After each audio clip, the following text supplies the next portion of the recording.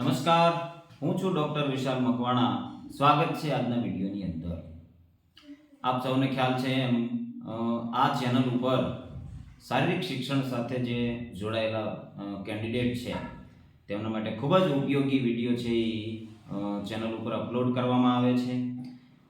જો આ ચેનલ ઉપર નવા હોય તો અગાઉ જે વિડીયો છે તે પણ જોઈ લેજો. દરેક વિડીયોની અંદર જે છે એ ક્રમ આપેલો છે, તો ક્રમ વાઇઝ તમે પણ વિડીયો છે એ જોઈ શકો છો. આજના વિડીયોની અંદર જે છે એ ઓલિમ્પિક છે, જે પ્રાચીન ઓલિમ્પિક છે તેની આજે આપણે ચર્ચા કરવાના છીએ. જોઈએ આજના વિડીયોની અંદર. શારીરિક શિક્ષણની અંદર પ્રાચીન ઓલિમ્પિક, જે આધુનિક ઓલિમ્પિક જે છે એ શરૂ કરેલો છે 1896 થી ચાલુ થયેલો છે. તો એ આધુનિક ઓલિમ્પિક જે પ્રાચીનની અંદર એક રમત ઉત્સવ ઉજવાતો હતો, એના જે છે એના ઉપરથી આ આપણો આધુનિક ઓલિમ્પિક જે છે તેને શરૂ કરવામાં આવેલો હતો. આ છે પ્રાચીન ઓલિમ્પિક જેની આપણે ચર્ચા કરવાના છીએ. આગળ જે છે એ ત્યારબાદ આપણે આધુનિક ઓલિમ્પિકની પણ આપણે ચર્ચા કરવાના છીએ. તો આજના જે વિડિયોની અંદર છે પ્રાચીન ઓલિમ્પિકની શરૂઆત ક્યારે થઈ, પ્રાચીન ઓલિમ્પિક જે છે એની શરૂઆત ક્યારે થઈ છે. તો પ્રાચીન ઓલિમ્પિકની જે છે એ શરૂઆત ઈસવીસન 776 માં, ઈસવીસન પૂર્વ 776 માં પ્રાચીન ઓલિમ્પિકની શરૂઆત થઈ. ક્યારે થઈ? તો ઈસવીસન પૂર્વ 776 ની અંદર. આ ડેટ ખૂબ જ ઇમ્પોર્ટન્ટ છે, યાદ રાખવાની છે.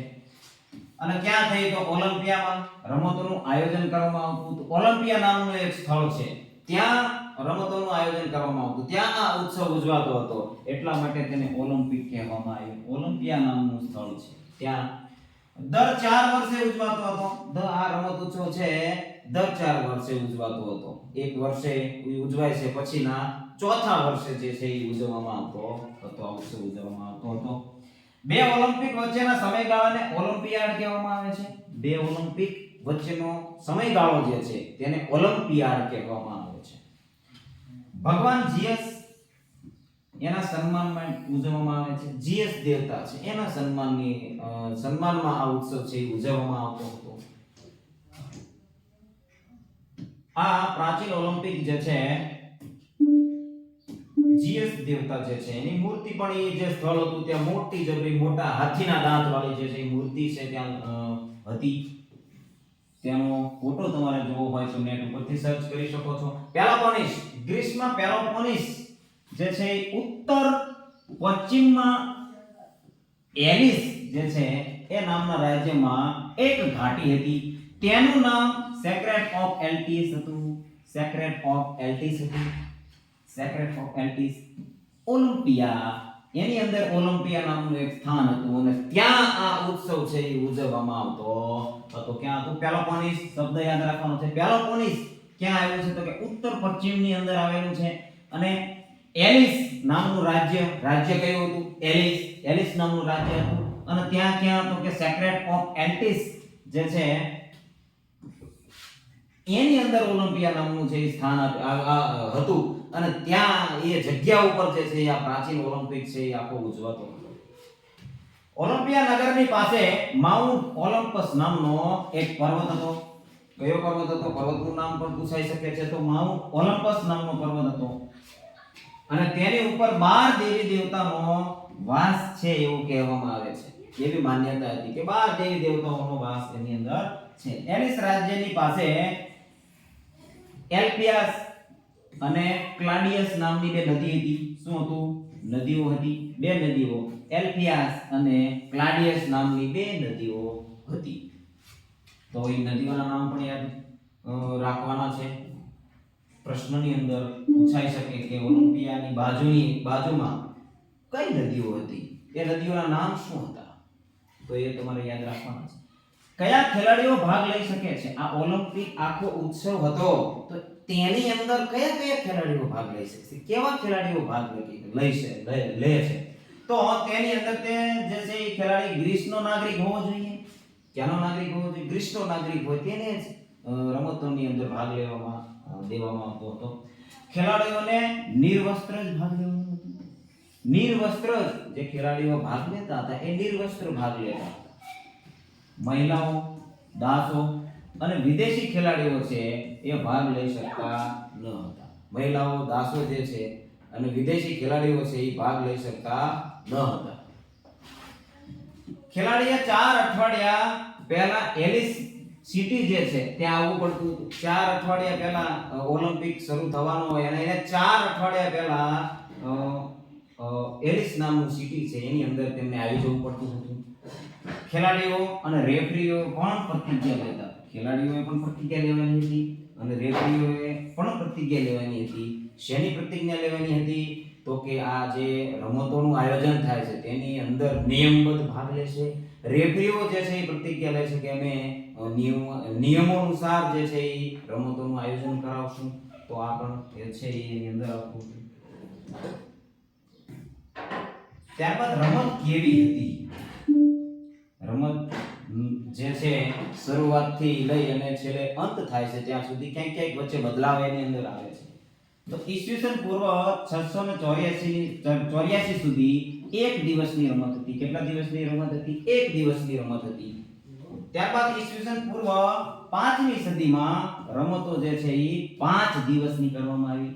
તે પછી 3 દિવસની, એટલે કે ઈસવીસન 684 પછી 3 દિવસની રમત કરવામાં આવી અને ત્યારબાદ જે છે એ 5મી સદીની અંદર રમતો 5 દિવસની છે એ ઉજવવામાં આવી. 5 દિવસ સુધીનો સમયગાળો એનો છે એ કરવામાં આવેલો. માત્ર વ્યક્તિગત રમતો જ હતી. આ જે રમત ઉત્સવ છે એની અંદર માત્ર વ્યક્તિગત રમતો હતી. કોઈ પણ પ્રકારની ટીમ રમત છે એનું આયોજન કરવામાં આવતું ન હતું. રથ દોડ અને ઘોડા દોડ સિવાયની બધી જ રમતો સ્ટેડિયમની અંદર થતી હતી. રથ દોડ છે અને ઘોડા દોડ છે એ બે રમત સિવાય બધી જ જે રમતો હતી તે સ્ટેડિયમની અંદર જ કરવામાં આવતી હતી. તો આ ખૂબ જ અગત્યની માહિતી છે, તેને પણ નોટ કરી લેવી. હવે જે છે ઓલિમ્પિક રમત ઉત્સવ ઉજવાતો હતો તો દરેક દિવસે કઈ ઇવેન્ટ, કઈ સ્પર્ધાઓ હતો તો કઈ પ્રવૃત્તિઓ કરવામાં આવતી હતી તેની આપણે ચર્ચા કરીએ. તો કે પ્રથમ દિવસ પહેલા છે પ્રથમ દિવસ તો એથ્લેટ અને રેફરીઓ નિયમોનું સન્માન કરવાની શપથ લેતા હતા. શું કરતા હતા? પહેલા જ દિવસે રમતોનું ઉદ્ઘાટન થતું હશે અથવા તો શરૂઆત થતી એની પહેલા જ એમને છે એ શપથ લેવડાવવામાં આવતી હતી. ત્યારબાદ ટ્રમ્પેટ જે છે, ટ્રમ્પેટ જેને તુરહી કહેવાય છે એવું સંગીત વાદ્ય છે એને વગાડવામાં આવતું. સંગીત વાદ્ય હતું ટ્રમ્પેટ નામનું, એને વગાડવામાં આવતું હતું. હેરાલ્ડ જે છે પ્રતિયોગિતા શરૂ કરવાની ઘોષણા કરતા હતા. જે ઘોષણા કરતા હતા એને શું કહેવામાં આવતું? હેરાલ્ડ છે કહેવામાં આવતું. તુરહી વગાડ્યા પછી ઘટનાનું નામ બોલવામાં આવતું. કઈ ઘટના છે, કયો ઉત્સવ છે, કઈ જગ્યાએ છે એ બધું એને આખું દર્શાવવામાં આવતું હતું. અને પ્રતિયોગીઓ જે છે એ ભાગ લેવા વાળા છે એમનું આગમન થતું હતું. જે ખેલાડીઓ છે એમનું આગમન થતું હતું. એની સાથે સાથે જે આગમન થાય એની સાથે સાથે વિજેતાઓ જે પહેલા ઓલિમ્પિક ઉજવાયેલો છે એની અંદર જે વિજેતા ખેલાડીઓ છે એમનું જે છે એ ઘોષણા કરવામાં આવતી, એમના નામ બોલવામાં આવતા હતા. તો આ પણ ખૂબ જ અગત્યની વાત છે. પહેલા દિવસે આટલી ક્રિયાઓ જે છે એ થતી હતી. ત્યારબાદ બીજો દિવસ, બીજા દિવસે કઈ પ્રવૃત્તિ કરવામાં આવતી હતી? તો બીજા દિવસે ઘોડેસવારી છે, ઘોડેસવારીની સ્પર્ધાઓ થતી હતી. અને ક્યાં થતી હતી? હિપ્પોડ્રોમમાં યોજાતી હતી. હિપ્પોડ્રોમ નામનું સ્થળ છે ત્યાં યોજાતી હતી. ઘોડેસવારી અને રથ દોડની સ્પર્ધા સિવાયની બીજી બધી રમતો છે તે સ્ટેડિયમની અંદર ઉજવાતી હતી, રમાતી હતી. આપણે આગળ હમણાં જોયું તો આ બે છે, આ ઘોડેસવારી અને રથ દોડ છે તે છે એ હિપ્પોડ્રોમની અંદર ઉજવાતી છે. સૌથી વધારે પ્રખ્યાત 4 ઘોડાવાળી રથ દોડની સ્પર્ધા હતી. 4 ઘોડાવાળી રથ દોડની એક સ્પર્ધા હતી તે સૌથી વધારે પ્રચલિત હતી, પ્રખ્યાત હતી એમ કહી શકાય. વિજેતાઓ જોકી નહીં, જે ઘોડે સવાર કરે છે, રથ ચલાવે છે એ વિજેતા થતા ન હતા, પરંતુ ઘોડાના જે માલિક હતા, ઘોડાના જે માલિક હોય તે વિજેતા ગણવામાં આવતા હતા. ઘોડાનો માલિક હોય જે રથ ચલાવે છે અથવા તો ઘોડો ચલાવે છે તેને વિજેતા ગણવામાં આવતા ન હતા, પરંતુ જે ઘોડાનો માલિક છે એને વિજેતા ગણવામાં આવતો હતો. તો આ પણ ખૂબ જ અગત્યની બાબત છે. પ્રશ્ન પૂછાઈ શકે. અલગ જે માહિતી ઓલિમ્પિકની અંદર આપણને જોવા મળે છે તેના પ્રશ્નો આપણને આવી શકે છે. પછી આફ્ટરનૂન એટલે બપોર પછીનો જે સમયગાળો છે એમાં પેન્ટાથલોનની સ્પર્ધાઓ યોજાતી હતી. પેન્ટાથલોનની સ્પર્ધા, પેન્ટાથલોન જે છે અત્યારે મોડર્ન ફિઝિકલ એજ્યુકેશનની અંદર પણ પેન્ટાથલોન આવે છે, પરંતુ જે પ્રાચીન પેન્ટાથલોન છે, પ્રાચીન ઓલિમ્પિકની પેન્ટાથલોન છે, તો એની અંદર કઈ કઈ ઇવેન્ટ આવતી હતી? તો કે ડિસ્કસ થ્રો, બીજું છે લોંગ જમ્પ, ત્રીજું છે જેવેલિયન થ્રો, ચોથું છે રનિંગ અને પાંચમું છે રેસલિંગ એટલે કે કુસ્તી. કુસ્તી જે છે, ડિસ્કસ થ્રો, ચક્ર ફેંક, લોંગ જમ્પ લાંબી કૂદ, જેવેલિયન થ્રો બરછી ફેંક, ભાલા ફેંક, રનિંગ દોડની એકાદી સ્પર્ધા લેવાની હતી અને રેસલિંગ કુસ્તી પણ એની અંદર આવતી. પેન્ટાથલોનની અંદર કુસ્તી પણ આવતી હતી. ડિસ્કસ થ્રો જે છે રનિંગ લીધા વગર જ કરવામાં આવતું, ઊભા ઊભા જે છે ડિસ્કસ ફેંકવામાં આવતું. અને સરખું ડિસ્કસ દરેકને એક સરખું જ ડિસ્કસ આપવામાં આવતું, એટલે કે ચક્ર જે છે એ બધા માટે એક સરખું જ જે ચક્ર છે એ આપવામાં આવતું. લોંગ જમ્પ માટે વિવિધ આકૃતિઓ કે પથ્થર તેમજ ધાતુની લગામનો ઉપયોગ કરવામાં આવતો હતો. લાંબો કૂદકો જે છે એની અંદર જે છે કોઈ આકૃતિ લઈને કૂદતા હતા, કોઈ પથ્થર લઈને કૂદતા હતા, કોઈ એવી ધાતુ લઈને કૂદતા હતા, અથવા કોઈ લગામ છે એનો ઉપયોગ કરવામાં આવતો. તો કેટલીક માહિતી છે જે ખૂબ જ અગત્યની હોય છે કે લોંગ જમ્પની સ્પર્ધા કઈ રીતે યોજાતી હતી, ચક્ર ફેંકની જે છે સ્પર્ધા કઈ રીતે યોજાતી હતી. લોંગ જમ્પ ઊભા જ કરવામાં આવતું હતું, જે અત્યારે હાલના સમયની અંદર લોંગ જમ્પ રનિંગ કરી અને કરવામાં આવે છે, તો એમ નહીં, પરંતુ ત્યાં શું હતું, ઊભા જ જે છે એ long jump. Standing broad jump જે છે અત્યારના સમયની અંદર ચાલે છે, તો સ્ટેન્ડિંગ બ્રોડ જમ્પ પ્રકારની રમત છે. 5 કૂદકા એક જ વખતમાં સતત છે એ 5 કૂદકા એને મારવાના આવતા. 5 કૂદકા 5 ટ્રાય એક સાથે જ આપવામાં આવતી. જેવેલિન થ્રો માટે નાનો ચામડાનો એક પટ્ટો વાપરતા હતા. હાથ છે એ જેવેલિન સાથે એક ચામડાનો પટ્ટો રાખતા હતા. એ પટ્ટો જેવેલિન સાથે અને હાથ સાથે અને એના સપોર્ટથી જે પાછળનો જે છેડો છે ત્યાં સુધી પટ્ટો રાખી અને હાથ સાથે ફેંકવામાં આવતો હતો. એટલે ચામડાનો પટ્ટો કઈ ઇવેન્ટમાં વપરાતો હતો? તો જેવેલિન થ્રો, બરછી ફેંક, ભાલા ફેંક કહી શકો. રનિંગ અને રેસલિંગના વ્યક્તિઓ વિષયોના રૂપમાં અભ્યાસ કરવામાં આવતો હતો. રનિંગ જે છે, રેસલિંગ જે છે એના વ્યક્તિગત વિષયોના રૂપમાં, વ્યક્તિગત તરીકે જ એનો જે છે એ ઇવેન્ટ છે એ યોજવાતી હતી. તો એ પણ ખાસ અગત્યનું છે. ત્યારબાદ જે છે ત્રીજા દિવસની અંદર શું શું પ્રવૃત્તિ થતી હતી એને આપણે ચર્ચા કરીએ. ત્રીજો દિવસ છે, ત્રીજા દિવસે જીયસ અને અન્ય દેવતાઓના માનમાં 100 ગાયો, કેટલી ગાયો? 100 ગાયો છે તેમની હત્યા કરવામાં આવતી હતી. શું કરવામાં આવતું હતું? હત્યા કરવામાં આવતી હતી. 100 ગાયોની હત્યા કરવામાં આવતી હતી. અને તેમનું માંસ જે છે, રમતના સહભાગીઓ જે રમતની અંદર ભાગ લે છે એની સાથે સમુદાય સાથે કેળવાયેલા છે, તો દરેકની મિજબાની થતી હતી. એ બધાની વચ્ચે છે એનું એક મહેફિલ યોજાતી હતી અને બધાને તે દરમિયાન વેચવામાં આવતું હતું અને જેમાં બધાને આમંત્રણ આપવામાં આવતું. જે છે એ ખેલાડીઓ છે, ખેલાડીના સંબંધીઓ છે, બધાને આમંત્રણ આપવામાં આવતું અને આખો ભોજન સમારંભ જે છે એને ગોઠવવામાં આવતો હતો. તો ત્રીજા દિવસે શું થતું હતું? તો કે 100 ગાયો છે એની હત્યા કરવામાં આવતી હતી. 100 ગાયોની હત્યા કરવામાં આવતી અને એના માંસનું આખું જે છે ભોજન સમારંભ ગોઠવવામાં આવતો. તો આ પણ ખૂબ જ અગત્યનું છે. ત્રીજા દિવસે શું કરવામાં આવતું? તો આટલી બાબત છે ત્રીજા દિવસે કરવામાં આવતી. ત્યારબાદ ચોથો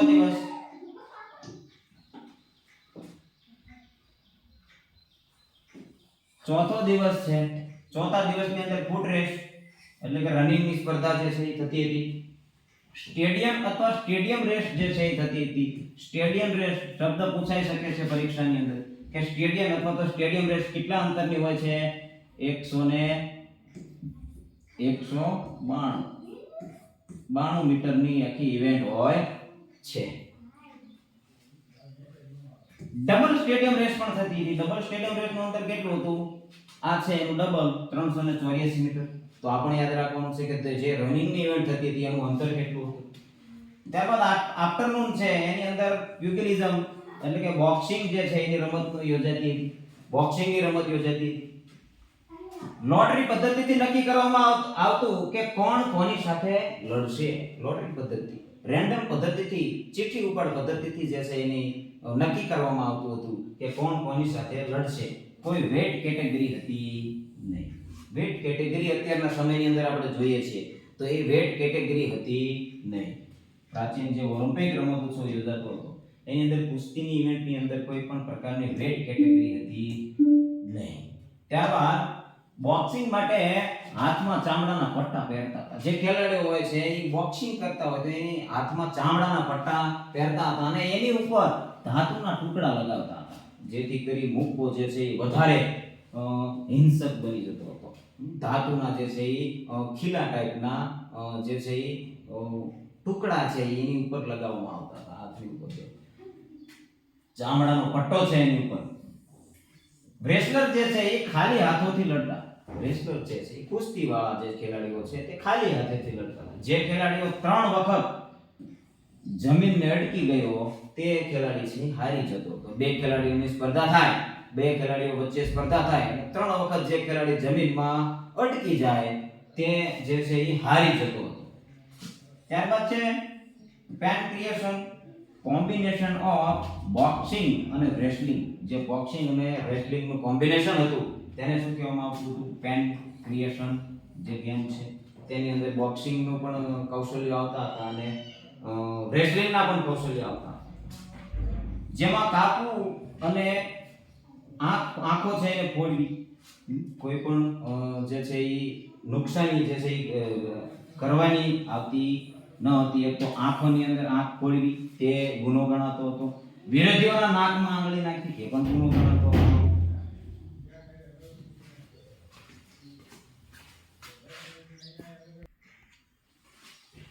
તો વચ્ચે વચ્ચે ચેક કરતા એવું પડે છે કે વિડિયો શરૂ છે કે નથી. કારણ કે ગઈકાલે એવું બનેલું કે આખો લેક્ચર પૂરો થઈ ગયો અને વિડિયો છે એ વચ્ચેથી બંધ થઈ ગયો. તો આગળ જોઈએ તો જે છે પેનક્રિએશન જે ગેમ છે એની અંદર કાપવું એટલે કે કોઈ પણ જે છે ઈજા લાયક જે છે કોઈ પણ વસ્તુ કરવાની આવતી નથી. પછી આંખો ફોડવી, વિરોધીઓના નાકમાં આંગળી નાખવી એ ગુનો ગણવામાં આવતો હતો. અને તે સિવાય જે છે એ બધું કરી શકતા હતા. તે સિવાય બધું જ કરી શકતા હતા. આટલી વસ્તુ છે એ કરવાનું જે છે એ ગુનો ગણવામાં આવતો હતો. તે સિવાયનું બધું જ કરી શકતા હતા અને પેનક્રિએશન રમત જે છે એ ચાલતી હતી. ત્યારબાદ પાંચમો દિવસ જે છે એ પાંચમા દિવસની અંદર શું થતું? તો કે આ દિવસે વિજેતા ખેલાડીઓને સન્માન કરવામાં માટે અનામત રાખવામાં આવતા હતા. જે ખેલાડીઓ છેલ્લા 4 દિવસથી રમતા હતા તે જેમાં વિજેતા થયેલા છે એ બધા ખેલાડીઓને અનામત રાખવામાં આવતા હતા અને 5મા દિવસે એમનું સન્માન કરવામાં આવતું હતું. વિજેતા ખેલાડીઓને રીબિન અને ઓલિવ વૃક્ષની ડાળીઓનો તાજ. કયું વૃક્ષ? ઓલિવ જેને જૈતુન પણ કહેવાય છે. જૈતુન કહી શકો છો. એ જે વૃક્ષ છે એ ડાળીઓનો તાજ પહેરાવવામાં આવતો હતો. અંતે રાજકારણીઓ અને ન્યાયાધીશો એટલે કે જજીસ જે છે એની સાથે તેમના માટે ભોજન સમારંભનું આયોજન કરવામાં આવતું હતું. છેલ્લા દિવસે પણ ભોજન સમારંભનું આયોજન કરવામાં આવતું હતું. માત્ર એક જ જે છે વિજેતા ગણવામાં આવતો હતો. અત્યારે જોઈએ છીએ કે ગમે તે ઇવેન્ટ હોય તેની અંદર ફર્સ્ટ, સેકન્ડ અને થર્ડ જે છે એ મેડલ પણ આપવામાં આવે છે અને વિજેતા જાહેર કરવામાં આવે છે.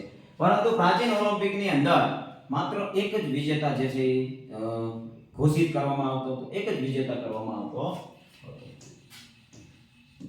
તો આ રીતે જે છે એ પ્રાચીન ઓલિમ્પિકની આખી જે ઇવેન્ટ છે એની જે સ્પર્ધા છે, જે ઉત્સવ છે એ ઉજવવામાં આવતો હતો. ઓલિમ્પિક રમતોના નિર્ણાયકોને શું કહેવામાં, કેટલીક અગત્યની માહિતી છે, ખૂબ જ અગત્યના શબ્દો છે, એ તમારે નોટ કરવાના છે. તો નિર્ણાયકો હોય એને શું કહેવાય છે? હેલનો ડીકાઈ કહેવાય છે. હેલનો ડીકાઈ ઓલિમ્પિક રમતોના નિર્ણાયકો, રેફરીઓ જે છે એને હેલનો ડીકાઈ કહેવામાં આવે છે. ઓલિમ્પિક રમતોના ઘોષણા કરવા વાળાને સ્પોન્ડિફોરી કહેવામાં આવે છે. સ્પોન્ડિફોરી જે ઘોષણા કરે છે, ઉદ્ઘોષક છે, તેને શું કહેવામાં આવે છે? સ્પોન્ડિફોરી કહેવામાં આવે છે. સ્પોન્ડિફોરી કહેવામાં આવે છે. પિંડાર નામના જે કવિ છે, પિંડાર નામના કવિ છે, એ વિજેતાઓના સન્માનમાં કવિતાઓ ગાતા હોય છે. જે વિજેતા થાય છે એના સન્માનમાં કવિતાઓ ગાતા હોય છે. પછી ફિડિયાસ જે છે એ નામનો એક મૂર્તિકાર હતો. એ સમયની અંદર ફિડિયાસ નામનો એક મૂર્તિકાર હતો. તે વિજેતાઓની સંગેમરમરની મૂર્તિ બનાવતો હતો. સંગેમરમરની મૂર્તિઓ તૈયાર કરતો હતો. જે વિજેતા ખેલાડીઓ થાય છે, વિજેતા થાય છે તેમની. તો એ પણ અગત્યનું છે કે કોણ જે છે એ કવિતા ગાતું હતું. એ નામ શું હતું? એનું પિંડાર નામ હતું. પછી છે ફિડિયાસ કોણ હતો? તો કે મૂર્તિકાર હતો. શું કરતો હતો? તો કે વિજેતા ખેલાડીઓને સંગેમરમરની મૂર્તિઓ બનાવતો હતો. સ્પોન્ડિફોરી કોને કહેવાય? તો જે રમતોની ઘોષણા કરતા હતા એને સ્પોન્ડિફોરી કહેવાય. નિર્ણાયકો જે છે એમને શું કહેવામાં આવતું હતું? ઓલિમ્પિકના નિર્ણાયકો તો કે હેલનો ડીકાઈ કહેવામાં આવતું હતું. અગત્યની માહિતી છે એને આપણે નોટ કરવાની છે. ત્યારબાદ જે છે કેટલાક એથ્લેટ છે. હા, એની પહેલા રમતનો અંત કઈ રીતે થયો? રમતનો અંત, આ ઓલિમ્પિક ઉત્સવ હતો એ એક સમય આવ્યો અને એ સમયે જે છે એનો આખો ઉત્સવ ઉજવાતો બંધ થઈ ગયો. એની ઉપર બેન લગાડી દેવામાં આવ્યું. તો કોને બેન લગાડ્યું? તો ભાઈ ક્રિશ્ચિયન રાજા હતો જેનું નામ હતું થિયોડિયોસિયસ. એમનું શાસન આવ્યું, ક્રિશ્ચિયન રાજાનું શાસન આવ્યું. તો તેણે ક્રિશ્ચિયાનિટીને પ્રમોટ કરવા માટે, શેના માટે? ક્રિશ્ચિયાનિટીને પ્રમોટ કરવા માટે આ ઓલિમ્પિકને ઈસવીસન પૂર્વ 393 કોઈ બુકની અંદર 393 આપેલું હોય છે, કોઈ બુકની અંદર 394 આપેલું હોય છે. તો એની અંદર કાયદાથી છે આ રમત ઉત્સવને બંધ કર્યો. શું કામ બંધ કર્યો? તો કે ક્રિશ્ચિયાનિટી જે છે, ક્રિશ્ચિયાનિટી એને પ્રમોટ કરવા માટે. અને થિયોડિયસ છે એ રાજાનું નામ છે એ પણ યાદ રાખવાનું છે. કયા રાજા હતા? તો કે થિયોડિયસ. સમય કયો હતો? 393 થી 394. એટલે ખૂબ જ અગત્યનું બની રહે છે. તે પણ યાદ રાખવાનું કે આ રમત ઉત્સવ ક્યારે બંધ થયો, શું કામ બંધ થયો, પ્રશ્ન પૂછાઈ શકે છે. હવે જે છે એ કેટલાક એ ઓલિમ્પિકની અંદર અથવા તો એ સમયગાળાની અંદર કેટલાક એથ્લેટ હતા, કેટલાક મહત્વના ખેલાડીઓ હતા, ખૂબ જ બેસ્ટ ખેલાડીઓ હતા. તો એની આપણે ચર્ચા કરીએ. પહેલા જે છે ખેલાડી એ રેસલર મિલો નામ હતું.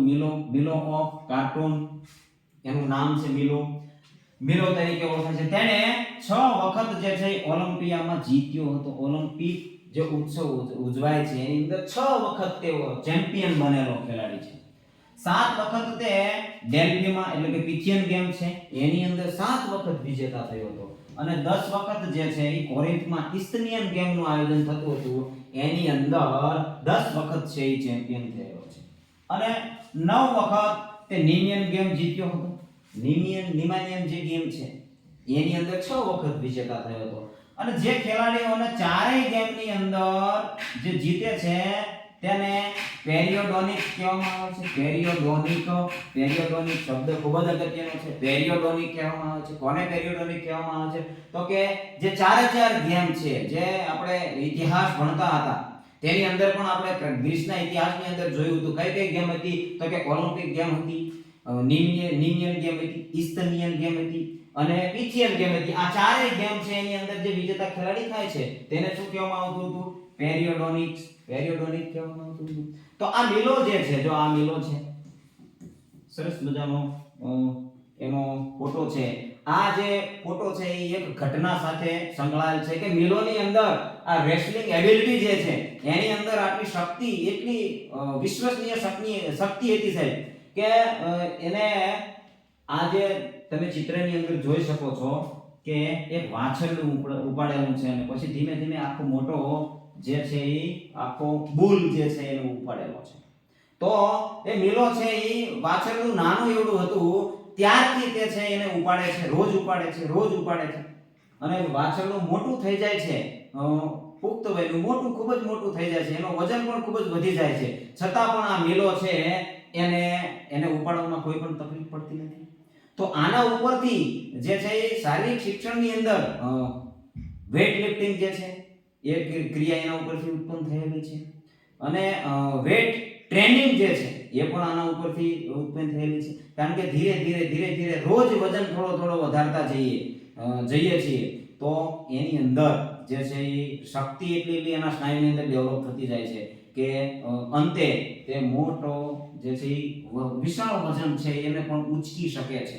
તો આ જે છે એ મિલો જે છે એને કોઈ ટ્રેનિંગના ભાગરૂપે કરેલું હશે કે નહીં એ ખ્યાલ નથી, પરંતુ એને આ ક્રિયા કરી જેનાથી એની જે છે એ શક્તિ છે એ ખૂબ જ વધી ગઈ અને તે ખૂબ જ સારો રેસલર જે છે એ બન્યો. 4 ફોર્મેટની અંદર 4 રમત ઉત્સવની અંદર એને મેડલ મેળવ્યા અને તેને પેરિયોડોનિક્સ કહેવામાં આવે છે. તો આ પણ મિલો છે એ પણ ખૂબ જ અગત્યનો ખેલાડી બની રહ્યા છે આપણા માટે પણ, અને પ્રશ્નો પણ પૂછાઈ શકે છે એના. ત્યારબાદ છે થિયોજન ઓફ થિયોસિસ. થિયોજિન કહેવામાં આવે છે, થિયોજિન. આ એનો ફોટો છે, થિયોજિન છે. જો હાથમાં ચામડાના પટ્ટા પહેર્યા છે, એટલે એના ઉપરથી આપણે અનુમાન લગાવી શકીએ કે એ બોક્સર હશે. શું હશે? બોક્સર હશે. મુક્કેબાજ, બોક્સિંગ રમતને મુક્કેબાજ પણ કહેવામાં આવે છે. પેનક્રિએશન એટલે કે મુક્કેબાજ અને રેસલિંગનું મિશ્રણ હતું, જે હમણાં આપણે જોયું. બોક્સિંગ અને કુસ્તીની મિક્સ રમત હતી, એની અંદર એનો આ ખેલાડી છે. બોક્સર છે અને પેનક્રિએશન છે, એ બે રમતનો ખેલાડી છે. તેને 1300 થી પણ વધારે વખત તે જીત હાંસલ કરી. કેટલી વખત? 1300 થી પણ વધારે વખત જીત હાંસલ કરી. 1300 થી પણ વધારે વખત. ખૂબ જ મોટો આંકડો છે, અકલ્પનીય આંકડો છે. તેના નગરમાં બજારની વચ્ચે તેની મૂર્તિ બનાવવામાં આવેલી છે. તેનું જે નગર છે એની અંદર બજારની અંદર મૂર્તિ બનાવેલી છે. આ જે છે થિયોજિનનો ફોટો છે, તમે જોઈ શકો છો. એટલા માટે આ પણ ખૂબ જ અગત્યનો ખેલાડી છે. પ્રાચીન સમયની અંદર અકલ્પનીય જે છે શક્તિવાળા ખેલાડીઓ છે એ થયેલા છે. ત્યારબાદ આવે છે લિયોનિદાસ. લિયોનિદાસ જે છે તે એક રનર હતો. શું હતો? રનર હતો. અહીંયા તમે જોઈ શકો છો, રનર હતો.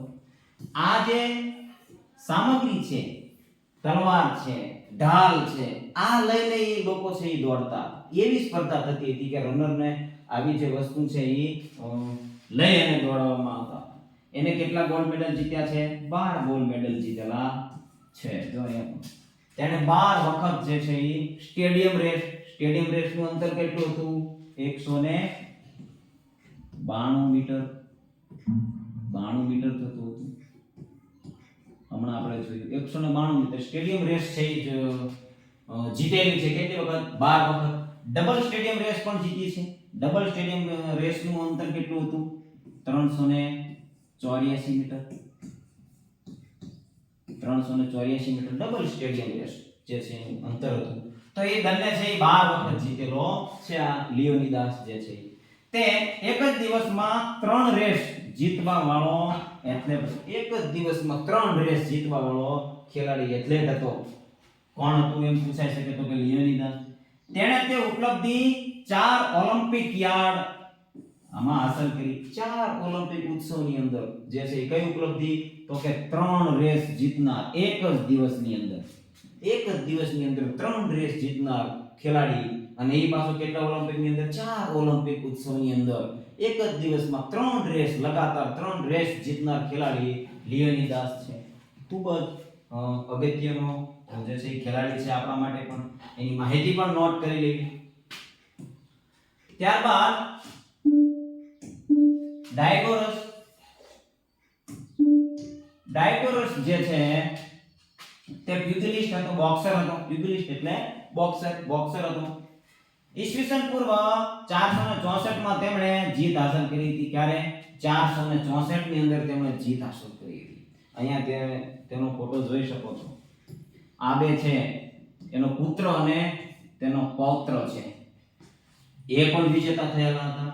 તેમના છોકરો અને તેમનો પૌત્ર એ પણ ઓલિમ્પિક ચેમ્પિયન બન્યા. ઓલિમ્પિકની અંદર જે છે એ ડાયગોરસ છે આ વચ્ચે એને ઉપાડેલો છે ડાયકોરસ છે, એનો દીકરો છે અને એ પેલી બાજુનો છે એ તેનો પૌત્ર છે અને દીકરાનો દીકરો છે. તો ત્રણેય ઓલિમ્પિક વિજેતા હતા.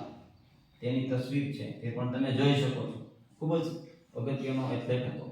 ત્યારબાદ જે છે એ ગ્રીસના કેટલાક જે છે એ ભગવાન જે છે એ ગણવામાં આવતા હતા. એ ભગવાન છે ગ્રીસના કેટલાક ભગવાન, ગોડજીસ જે છે એ પણ છે. થોડીક આછો ફોટો હોય એવું લાગે છે.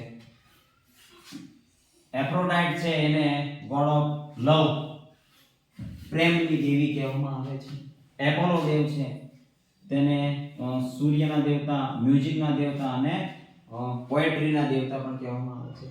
અગત્યની માહિતી છે, થોડોક આછો છે એ વિડિયોની અંદર કદાચ દેખાશે નહીં મને એવું લાગે છે. એટલે આ ફોટો જે છે નેટ ઉપર અવેલેબલ છે. તમે ગ્રીસના દેવતાઓ સર્ચ કરશો અથવા તો ગોડ ઓફ ગ્રીસ સર્ચ કરશો તો એની અંદર કેટલા બધા જે છે એ ફોટાઓ તમને મળશે. આની અંદર તમારે જે છે એ ખાસ જે નોટ કરવાનું છે કે જીએસ જે છે, આ જીએસ દેવતા જે છે અને એની સાથે સાથે હેરા છે, આ હેરા છે, એની વચ્ચે શું સંબંધ છે એવો પ્રશ્ન એક યુજીસી નેટ ની અંદર આવેલો કે જીએસ અને હેરા વચ્ચે શું સંબંધ છે. નીચે ઓપ્શન ની અંદર આપેલું કે ભાઈ બહેન, બીજું આપેલું પતિ પત્ની, ત્રીજું ઓપ્શન આપેલું ઉપરના બંને અને ચોથું ઓપ્શન આપેલું કે ઉપરમાંથી કોઈ પણ નહીં. તો જવાબની અંદર આવતું હતું કે ઉપરના બંને આવતું હતું, બંને. કારણ કે જીએસ ની બેન જે છે એ હેરા હતી અને ત્યારબાદ તેની જ સાથે તેને લગ્ન કરેલા. એટલે આપણે વિચારી પણ ન શકીએ, જેને આ માહિતી જે છે એ મળી ના હોય અથવા તો ક્યાંયથી એને વાંચવામાં ન આવેલો હોય તો આપણે વિચારી પણ ન શકીએ કે આ રીતનો સંબંધ હશે ભાઈ બહેન અથવા પતિ પત્ની બંનેનો, જે ઉપરના બંને એવો ઓપ્શન સી જે છે એ જવાબની અંદર આપેલો હતો. તો જીએસ ની બેન જે છે એ હેરા છે અને એની સાથે જ છે એ જીએસે મેરેજ કરેલા છે, લગ્ન કરેલા છે. એટલા માટે બંને સંબંધ એના સાચા થતા. તો આવી કેટલીક માહિતી છે જે છે એ ખૂબ આ ગોડ્સ છે અને તમે નેટની અંદર સર્ચ કરશો એટલે એની અંદર આવશે આ ફોટો. તો એને સર્ચ કરી અને તમે જોઈ શકો છો. તો આજના વિડિયોની અંદર જે છે એ આટલું જ પ્રાચીન ઓલિમ્પિકની ખૂબ જ સારી રીતે આપણે ચર્ચા કરેલી છે. પ્રાચીન ઓલિમ્પિક ક્યારે શરૂ થયો અને ક્યારે પૂર્ણ થયો, એની વચ્ચે કેટલા દિવસ તે ઉજવાતો હતો અને તે 5 દિવસની અંદર કઈ પ્રવૃત્તિઓ કરવામાં આવતી હતી તેની આપણે ચર્ચા કરી. વિડિયો ગમ્યો હોય તો લાઈક કરજો અને શારીરિક શિક્ષણ સાથે સંકળાયેલા કેન્ડિડેટ છે એના સુધી પહોંચાડજો. અને નવા જો આ વિડિયોની અંદર તમે જોડાયેલા હોય, આ વિડિયો તમે નવા કેન્ડિડેટ છો અને જોતા હોવ તો અગાઉના વિડિયો છે એ પણ જોઈ લેજો. તો આજના વિડિયોની અંદર બસ આટલું જ. જય હિન્દ, જય ભારત.